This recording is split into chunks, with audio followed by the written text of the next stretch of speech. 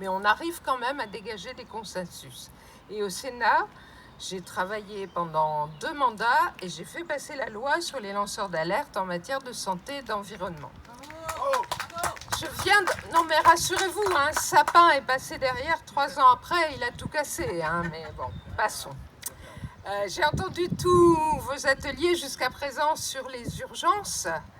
Je veux quand même vous donner du courage. On peut avoir Blanquer, Pronote et Parcoursup, et demain, avoir quelqu'un d'autre, inventer autre chose, et avoir une école plus juste qui s'occupe de tous les enfants.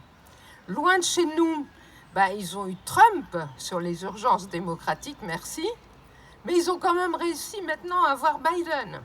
Et sur l'économie, il paraît même qu'il fait un grand plan un peu plus tourné vers l'intérêt général et qu'il va renoncer à un pipeline géant. Donc ces urgences-là nous laissent de l'espoir, c'est de prendre la manivelle et de faire tourner le paquebot. Et puis il y a une autre urgence qui vient d'être évoquée brillamment par votre candidate, c'est l'urgence environnementale. Et là, c'est pas pareil. C'est pas pareil parce que les zones humides complètement bétonnées par une rocade, on ne les refera pas. Parce que les espèces disparues, on ne va pas les faire revenir. Parce que le désordre climatique est en route, on va pouvoir l'atténuer, on va pouvoir s'en protéger pour partie, mais on ne va pas revenir en arrière du jour au lendemain.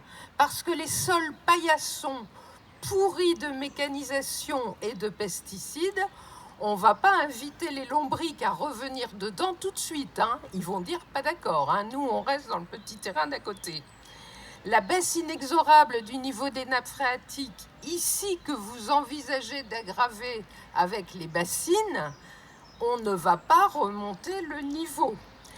Les nouveaux OGM, qui ne sont pas des plantes manipulées ou des animaux manipulés, mais des gènes écrits comme on enfile les Legos pour créer de nouvelles espèces qui, une fois jetées dans la nature, ne peuvent même plus se distinguer par une analyse des espèces qui se sont calées sur les milliards d'années avec la biodiversité. Ça, on ne peut pas revenir en arrière.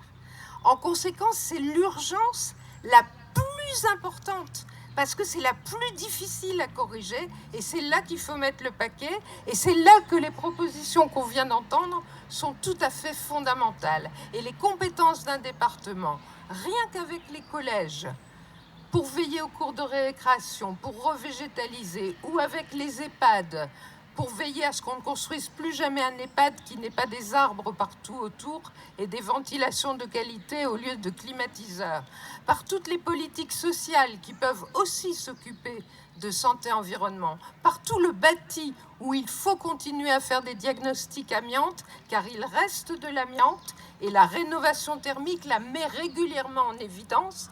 Et il est nécessaire d'anticiper ces chantiers pour ne pas avoir des ouvriers contaminés. Vous avez un formidable terrain de travail et quand on parle de l'éducation des enfants, de tout de suite leur apprendre l'interdépendance de l'espèce humaine et des autres êtres vivants, leur faire connaître la nature, pas seulement dans les livres, mais par les sorties, par l'approche sensible de la nature, les politiques de biodiversité d'un département peuvent veiller à ce que la nature de qualité soit accessible à tous. Je vous remercie.